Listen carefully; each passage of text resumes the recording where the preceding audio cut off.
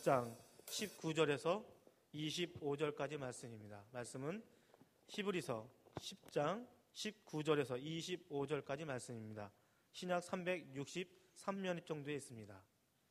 히브리서 10장 19절에서 25절까지 말씀입니다. 신약 363면 정도에 있습니다. 히브리서 10장 19절에서 25절까지 말씀입니다. 같이 읽겠습니다. 그러므로 형제들아, 우리가 예수의 피를 힘입어 성도에 들어갈 담력을 얻었나니 그 길은 우리를 위하여 휘장 가운데로 열어놓으신 새로운 살 길이요, 휘장은 곧 그의 육체니라. 또 하나님의 집 다스리는 큰 제사장이 계심에 우리가 마음의 뿌림을 받아 악한 양심으로부터 벗어나고 몸은 맑은 물로 씻음을 받았으니 참 마음과 온전한 믿음으로 하나님께 나아가자. 또 약속하신 이는 미쁘시니 우리가 믿는 도리를 소리망을 움직이지 말며 굳게 잡고 서로 돌아봐 사랑과 선행을 격려하며 모이기를 피하는 어떤 사람들의 습관과 같이 하지 말고 오직 권하여 그 날의 가까움을 볼수록 더욱 그리하자. 담임 목사님 말씀 선포해 주시겠습니다.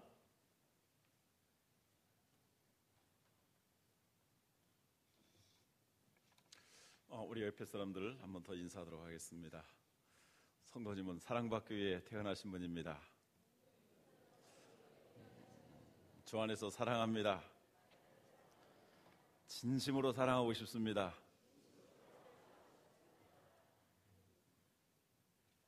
혹시 부부 사이에 그 말씀하기 어려운 분은 없으시죠? 지난주에 이어서 교회는 교회는 그 사귐의 공동체라는 사실을 말씀 전하고자 합니다. 지난주에 하나님과의 사귐에 대해서 말씀을 했습니다. 우리 인간은 혼자 살 수 없는 사회적인 실존입니다. 왜 그렇습니까? 지난주의 말씀을 다시 한번 잠깐 정리해 보면, 하나님께서 성부, 성자, 성령으로 인격적으로 계시며 또 서로 교제하는 이런 사회적인 공동체적인 존재이시기 때문입니다. 그 하나님께서 우리의 형상대로 사람을 만들자 하셨습니다. 그래서 남자와 여자로 만드셨습니다. 남자와 여자가 결혼을 통해서 하나가 되게 하여 주셨고, 또 그 가운데서 모든 인류가 번성하게 되었습니다. 따라서 모든 인류는 하나님이 창조하신 한 혈통 가운데 있는 자들이요, 다 형제들일 수밖에 없습니다. 그런데 사탄이 개입하고 또 죄가 들어와서 부부의 관계를 깨뜨렸습니다. 아담과 하와가 자녀를 낳았는데 형제 간에 또한 갈등이 빚어졌습니다. 형이 의로운 동생 아벨을 쳐 죽인 것입니다. 불행하게도 인류 역사 가운데 이러한 분열, 분쟁, 나눠짐의 역사는 계속되고 있습니다. 그런데 하나님께서 예수 그리스도를 보내어 주시고 예수 그리스도를 통해서 우리의 죄를 사하여 주시고 죄 사함 받은 사람들이 이제 하나님의 자녀들이 되고 성령 안에서 하나가 될 수 있도록 하였습니다. 이제 구원받은 사람들을 하나님께서 이 아름다운 교제를 이루어가도록 하시기 위해서 교회를 세우셨습니다. 교회는 예수 그리스도를 구주로 믿는 하나님의 자녀들의 공동체입니다. 영적인 하나님의 가족인 것입니다. 따라서 하나님의 교회에 속한 사람들은 이제 두 가지 차원의 교제를 해야 합니다. 하나는 하나님과의 직접적인 교제, 하나님과의 수직적인 교제입니다. 그러나 또한 우리는 수평적인 교제, 성도들과의 사귐의 교제를 해야 합니다. 왜 그렇습니까? 바로 그렇게 해야만이 건강하고 건전한 신앙생활을 유지할 수 있기 때문입니다. 예수 그리스도의 십자가는 하나님과 원수되었던 우리의 모든 죄를 사하여 주심으로 말미암아 하나님과 화목하게 하신 바로 하나님의 능력입니다. 또한 예수 그리스도의 십자가는 유대인과 그들의 원수되었던 이방인들을 하나 되게 만들고 또 먼 데 있는 사람과 가까이 있는 사람들도 이제 예수 그리스도 안에서 성령을 힘입어서 하나님 앞에 다 나오게 하시고 하나님의 자녀가 되게 하시고 하나님을 섬길 수 있는 그런 사람들로 만들어 주셨습니다. 우리의 첫 번째 사귐은 바로 예수 그리스도와 더불어서 하나님과 사귀는 것입니다. 예수 그리스도의 보혈이 우리의 모든 죄를 사하여 주셨기 때문에 이제 우리는 누구나 다 하나님께 나가서 이렇게 하나님을 예배하고 하나님께 기도하고 하나님과의 아름다운 교제를 이룰 수 있는 것입니다. 또한 동시에 우리는 성도들과의 아름다운 교제를 이루어 나가야 됩니다. 오늘 그 말씀을 생각하고자 합니다. 왜 우리는 성도의 교제에 참여해야 하는 것입니까? 그리고 또 어떠한 교제를 해야 하는 것이겠습니까? 네 가지로 생각해 보고자 합니다. 첫째, 우리는 하나님의 가족이기 때문에 서로 교제해야 합니다. 예수님을 믿음으로 구원받은 사람들은 하나님의 자녀들이요, 하나님의 자녀들이라는 이런 공통 분모 안에서 우리는 다 하나님의 가족들입니다. 가족은 함께 살아야 합니다. 먹고 이야기하고 잠자고 일하고 그렇게 삶을 나누는데, 사랑을 나누는 데가 바로 가족입니다.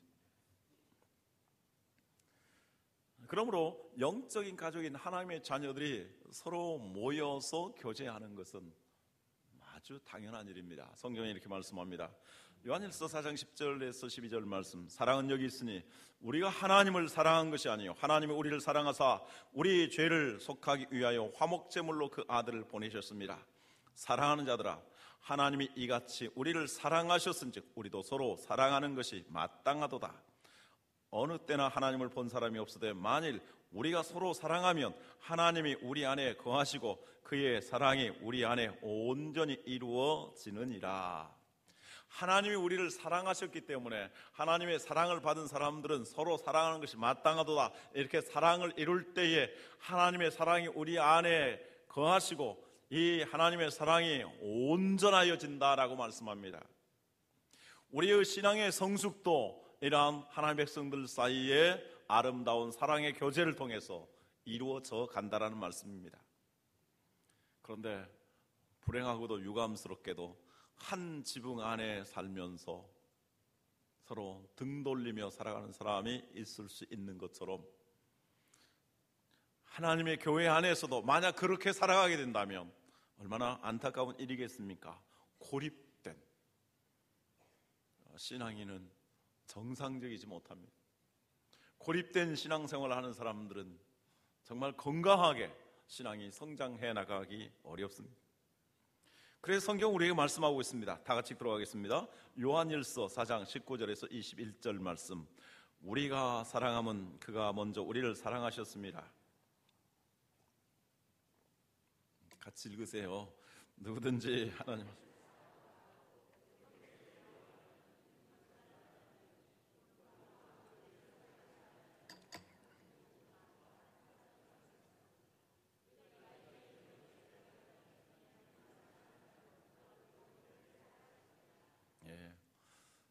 목이 타서 잠깐 물을 마시려고 했는데 또 저하고 같이 하려고 기다리시는 모습이 참 아름답습니다.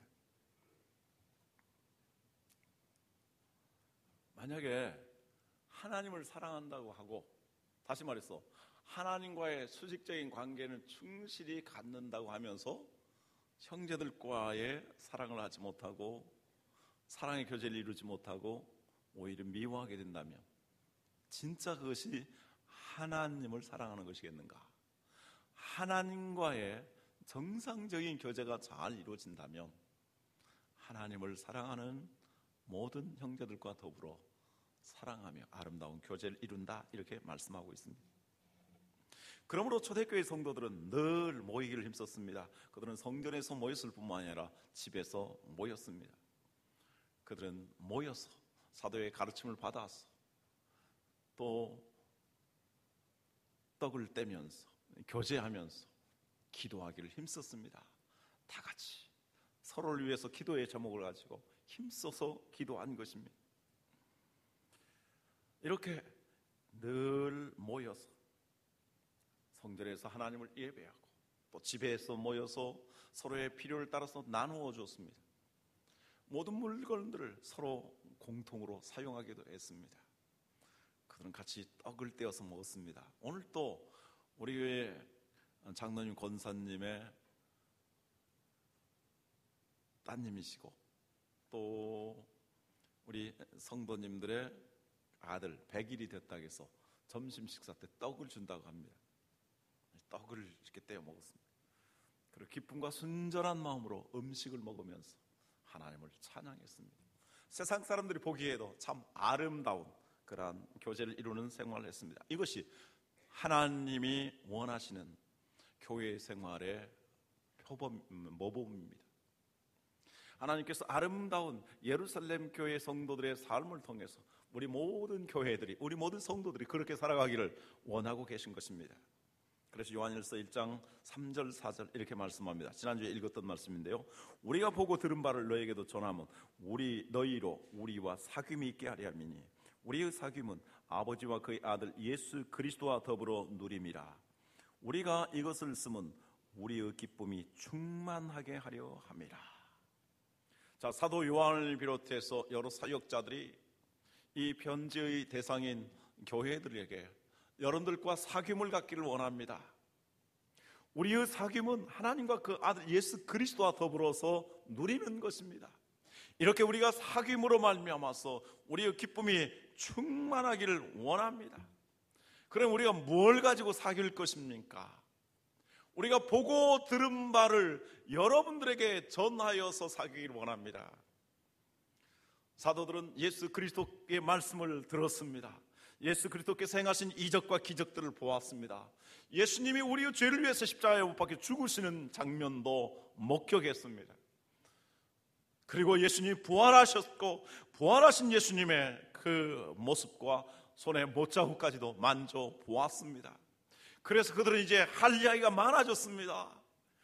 정말 예수님의 말씀은 생명의 말씀입니다. 예수님의 십자가의 죽으심은 우리의 죄를 위한 죽으심입니다. 예수님의 부활은 우리에게 생명을 주시는 그러한 부활입니다. 예수님이 죽으시고 부활하심으로 말미암아 죄의 권세, 죽음의 권세, 그리고 사탄의 권세를 깨뜨리시고 우리에게 승리를 주셨습니다. 마찬가지로 우리가 예수님을 믿었습니다.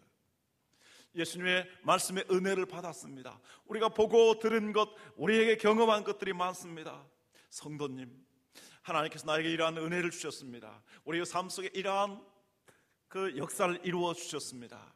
그래서 이 말씀을 전하고 싶고 이 말씀을 간증하여 나누고 싶습니다. 그렇게 했을 때 우리의 모임이 풍성해지는 것이고 우리 안에 기쁨이, 행복이 충만하여지게 되는 것입니다. 이러한 아름다운 교제가 하나님을 믿는 자녀들이 모여서 이루어져야 된다라고 성경은 말씀하고 있습니다.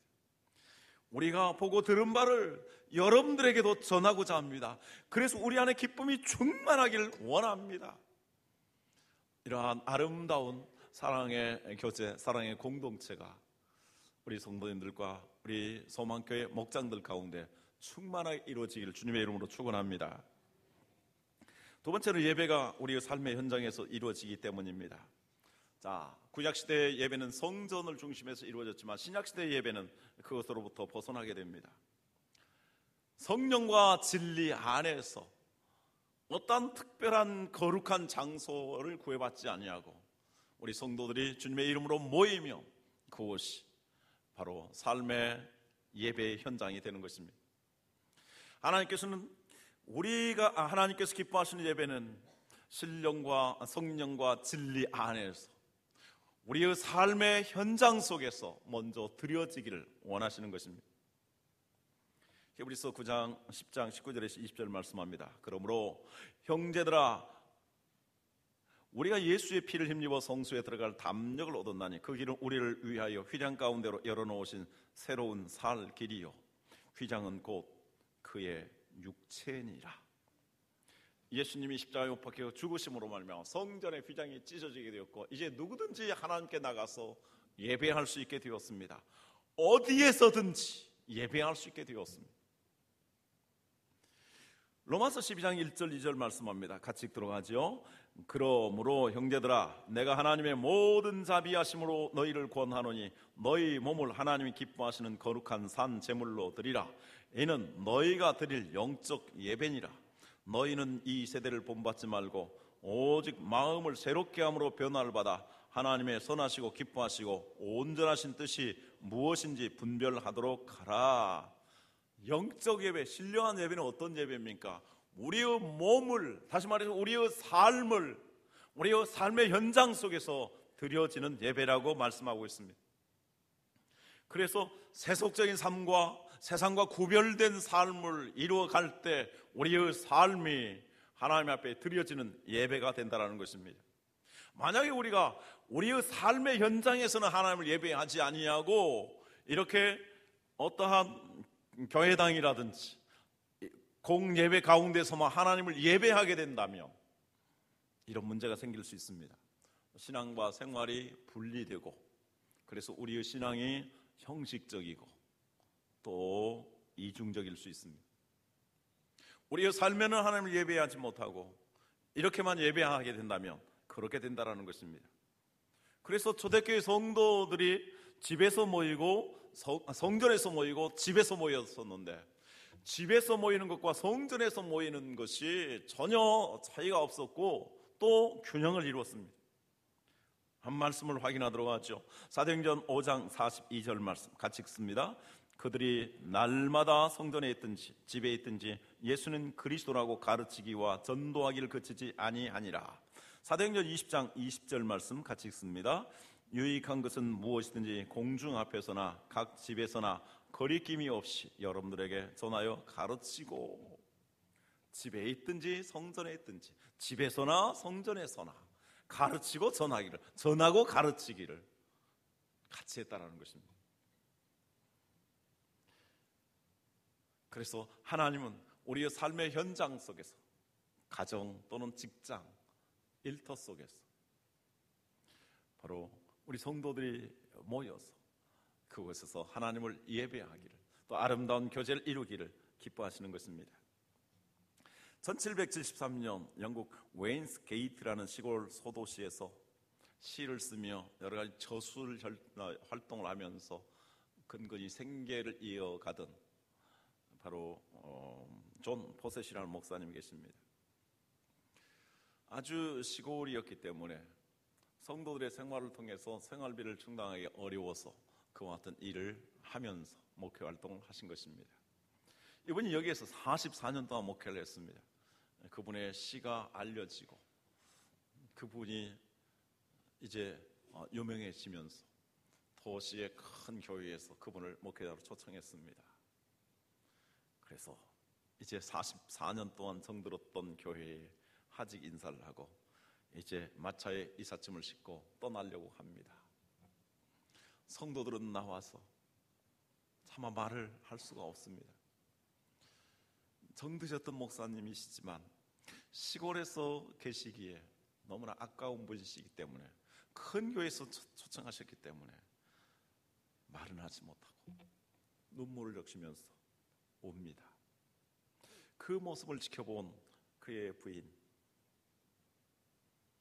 메리 포셋 사모님이 더 이상 서 있지 못하고 땅에 주저앉았습니다. 그래서 통곡하며 울기 시작했습니다. 그리고 목사님에게 찾아서 말합니다. 여보, 나는 못 떠나겠습니다. 정말 이렇게 사랑하는 형제들이 있는데 어떻게 여기를 떠날 수 있겠습니까? 그 이야기를 하자 삽시간에 그 교회당 마당이 온통 통곡의 소리로 가득 차게 되었습니다. 잠시 후 포셋 목사님이 사모님이 이렇게 말했다고 합니다. 여보, 짐을 다시 들여놓읍시다. 아름다운 성도의 교제가 있는 곳, 이보다 더 좋은 교회가 어디 있겠습니까? 그래서 마칠 때까지 거기에 계셨다라고 말합니다.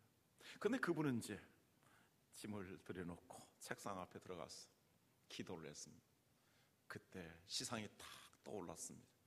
그래서 쓴 시가 바로 찬송가 221장의 가사입니다. 주 믿는 형제들 사랑의 사귐은 천국의 교제 같으니 참 좋은 진교라.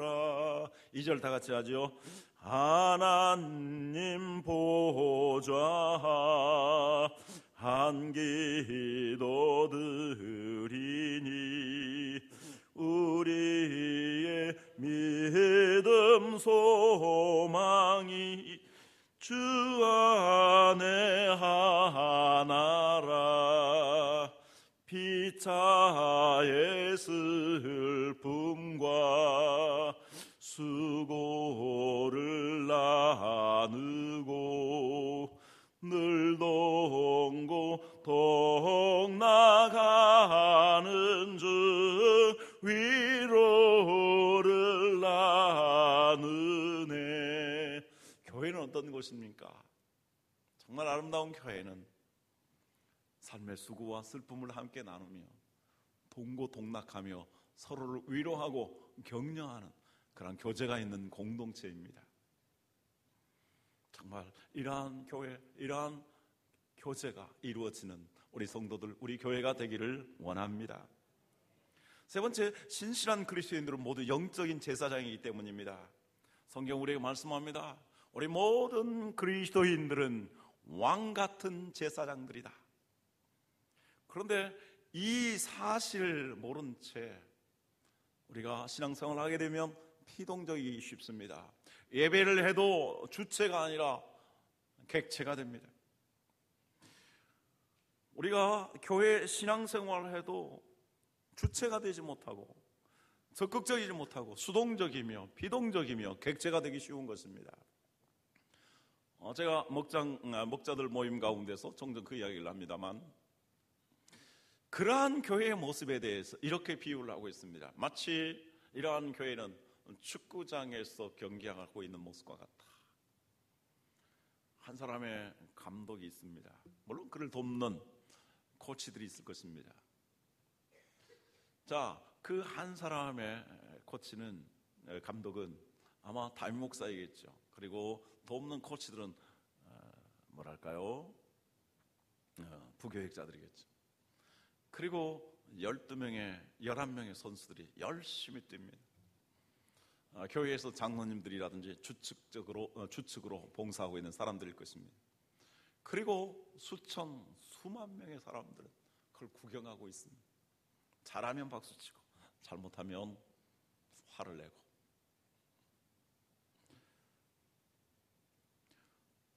오늘날 교회의 모습이 점점 더 그렇게 되어 간다는 것입니다. 그러나 이것은 정상적인 교회가 아닙니다.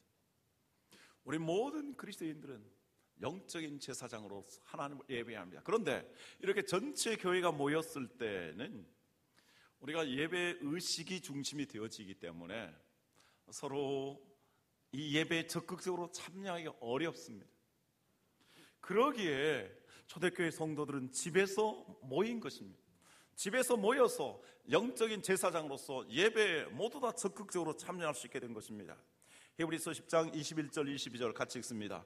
또 하나님의 집 다스리는 큰 제사장이 계심에 우리가 마음의 뿌림을 받아 약한 악한 양심으로부터 벗어나고 몸은 맑은 물로 씻음을 받았으니 참 마음과 온전한 믿음으로 하나님께 나아가자. 이것은 하나님께 개인적으로 나가서 하나님을 예배할 수 있는 것입니다. 그런데 23절 24절에 계속 말씀합니다. 또 약속하신 이는 미쁘시니 우리가 믿는 도리의 소망을 움직이지 말고 굳게 잡고 서로 돌아보아 사랑과 선행을 격려하며, 서로 돌아보면서 사랑과 선행을 격려하는 것입니다. 하나님께서 각 사람에게 주신 여러 가지 은사들이 있습니다. 그 은사를 따라서 서로 영적인 제사장이 되어서 우리 성도의 이 목장 모임 교제에 참여하게 되는 것입니다. 어떤 사람은 말씀의 은사를 받았습니다. 어떤 사람은 기도의 은사를 받았습니다. 어떤 사람은 찬송의 은사를 받았습니다. 어떤 사람은 선교에 불타는 비전을 가지고 있습니다. 어떤 사람은 섬김을, 어떤 사람은 사회에 봉사하고자 하는 열심을 가지고 있습니다. 이러한 각자의 받은 은사를 따라서 말씀에 동참하고 협력해서 기도하며 선교 활동을 하며 섬기고 봉사할 때에 정말 성도들 하나하나에 하나가 영적인 제사장이 되며 그 공동체에 하나님의 능력이 임하게 되고 이걸 통해서 건강한 교회, 건강한 성도들로서 성화, 성숙해져 가는 것입니다. 그럴 때 우리는 예배의 구경꾼이 아니라 예배의 주체자가 되고 영적인 제사장이 되는 것입니다. 그렇게 되었을 때 하나님의 교회는 이렇게 풍성하게 됩니다. 작은 포도나무 가냘픈 줄기이지만 거기에 주렁주렁 열매가 맺혀 있는 것처럼 목장들마다 풍성한 포도송이로 맺혀졌을 때에 포도나무 전체 하나의 공동체가 아주 건강하고 충실한 포도나무가 되는 것입니다. 마지막 네 번째로 하나님 나라의 능력이 주님의 이름으로 모일 때 임하기 때문입니다. 어느 성탄 전날 오체국에서 할머니 한 분이 긴 줄에 뒤에 서서 한참이나 기다리고 있습니다. 그 모습을 안타깝게 여겼던 직원이 찾아가서 할머님, 무엇을 제가 도와드릴까요? 너무 오래 기다리시면 힘들지 않으세요? 저는 우표 2장을 사러 왔습니다. 그러면 저기 기계에 가서 동전을 넣으면 우표 나옵니다. 그때 할머니가 이렇게 말했다고 합니다. 내가 기계에다가 동전을 넣으면 기계는 아무 말이 없어요. 내가 아가씨와 같은 사람에게 가서 우표를 달라고 하면 반갑게 인사해주고, 할머니 어디 아픈 데 없으세요? 할머니 손자 잘 계세요? 이렇게 친절하게 인사해 줍니다. 그렇습니다. 정말 우리는 기계적인 관계, 기계적인 교회 생활을 해서는 안 되겠습니다. 정말 우리 소망교회 작은 교회인 목장 모임이 이렇게 사랑을 나누는, 삶을 나누는 그러한 자리가 되어야 합니다. 그럴 때 주님이 거기에 임재하신다고 약속하셨습니다. 하나님, 우리 믿는 사람들이 2-3사람이라 할지라도 주님의 이름으로 모였을 때 그곳에 임재하시고, 예수님은 우리의 중보자가 되어주셔서 우리의 기도를 특별히 응답하여 주신다고 분명하게 약속하셨습니다. 마태복음 18장 18절에서 20절 말씀 우리 다 같이 들어가겠습니다. 실로 너에게 이르노니 무엇이든지 너희가 땅에서 매면 하늘에서도 매일 것이요 무엇이든지 땅에서 풀면 하늘에서도 풀리리라. 진실로 다시 너희에게 이르노니 너희 중에 2사람이 땅에서 합심하여 무엇이든지 구하면 하늘에 계신 내 아버지께서 그들을 위하여 이루게 하시리라. 2-3사람이 내 이름으로 모인 곳에는 나도 그들 중에 있느니라. 우리가 주님의 이름으로 함께 모여서 주님의 이름으로 기도할 때에 하나님이 특별히 역사하여 주셔서 반드시 응답해 주신다라고 말씀합니다. 그래서 우리가 주님의 이름으로 모여서 우리 성도의 어떤 문제를 가지고, 어떤 큰 일을 앞두고, 어떤 해야 할 일들을 두고 합심하여 기도하며 그 모든 문제들이 해결될 줄로 믿습니다. 마귀가 회방하면 마귀가 물러갈 줄로 믿습니다. 그리고 치유의 역사도 일어나게 될 줄로 믿습니다. 하늘 문이 열리고 축복의 문이 열리고, 그리고 정말 삶의 문이 활짝 열리게 될 줄로 믿습니다. 그래서 우리가 합심하여 기도하고 또 기도하는 사람들이 있다는 게 얼마나 놀라운 축복이요 든든한 힘이겠습니까? 성경에 몇 가지 예를 들어 보겠습니다. 사드락과 메삭과 아벳느고 그리고 다니엘이 있었습니다. 그들은 공부하면서도 합심하여 기도하였습니다. 그럴 때 우상의 제물을 먹지 아니하고 채식을 먹으면서도 윤택하게 공부할 수 있었고, 다른 사람들보다도 10배나 뛰어난 성적을 거두게 되었습니다. 그들의 위기를 당할 때에 그들은 합심하여 기도하였고, 기도할 때에 꿈을 해석할 수 있는 놀라운 능력을 발휘하게 되었고, 그래서 수상이 되고 그리고 장관들이 되었습니다.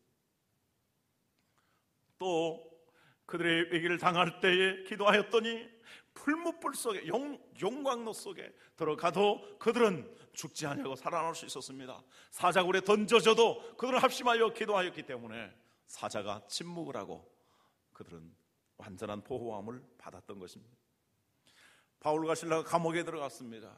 그러나 낙심하지 아니하고 하나님 바라보면서 함께 찬양하였습니다. 함께 기도하였습니다. 그 찬양과 기도 소리가 감옥을 쩌렁쩌렁 울리게 했고, 그리고 지진이 일어났습니다. 쇠사슬이 풀려졌습니다. 그 일로 말미암아 간수와 간수의 가족들을 구원하는 놀라운 역사가 일어났습니다. 안디옥 교회에 5명의 지도자들이 있었습니다.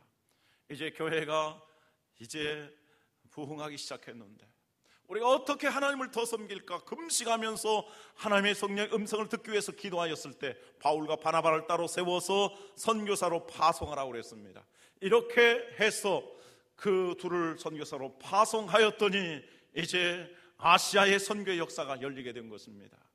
아시아 선교를 하면서 더 깊은 데 가서 선교하려고 했을 때, 하나님 앞에 기도할 때에 하나님께서 마게도니아 사람의 환상을 보여주셨고, 그래서 바로 유럽의 선교의 놀라운 역사가 일어났습니다.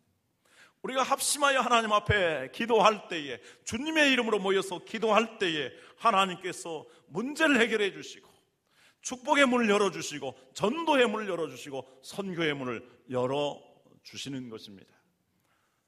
전도서의 말씀을 보면 모든 것들이 헛되며 헛되다라고 말하고 있습니다. 그러나 하나님께서 우리에게 2가지 헛되지 아니하는 것이 있다라고 말씀합니다. 이 땅에 살면서도 바로 2-3사람이, 서너 사람이 함께하는 것입니다. 한 사람이 살면 따뜻하지 못하고 한 사람이 살면 패할 것이며, 성도 한 사람이 믿음 생활하다가 쓰러졌는데도 일으켜줄 사람이 없으면 그 사람은 화를 맞게 된다. 그러나 2사람이 지내면 따뜻하고 2사람이 협력하면 협력해서 일하면 상을 받게 되고, 삼겹줄로 우리가 묶였으며 그 누구도 끊을 수 없이 든든하고 승리하게 된다라고 말씀하고 있습니다. 우리는 전체 교회의 공동체로서 하나님을 예배하는 하나의 공동체로서의 삼겹줄의 하나, 우리는 목장 모임을 통해서 서로 기도하고 서로 협력하는 공동체로서의 하나, 그리고 우리의 삶을 나누는 이러한 삶의 공동체로서 하나가 되었을 때 우리는 이러한 교제의 삼겹줄을 통해서 우리가 넘어져도 일어날 수 있고, 우리가 이 세상의 그 무엇에 대해서 승리할 수 있고, 우리 교회가 건강한 교회, 우리 성도들이 정말 성숙한 성도들이 될 줄로 믿습니다. 하나님은 우리와 늘 함께 하십니다. 우리가 모일 때 함께 하십니다. 모임의 교제를 통해서 주님은 특별하게 역사하시는 것입니다. 그래서 우리는 이렇게 성전에서 모여서 하나님을 예배하고, 또 목장 모임을 통해서 예배하고, 또 우리가 서로 친교하면서 이렇게 레포츠 선교회라든지 문화교실을 통해서 아름다운 교제를 이루어가게 된다면 이것이 천국의 삶이요 우리의 삶의 능력이 될 것이며 우리 교회의 생활이 풍성하고도 행복하게 될 줄로 믿습니다. 기도하겠습니다.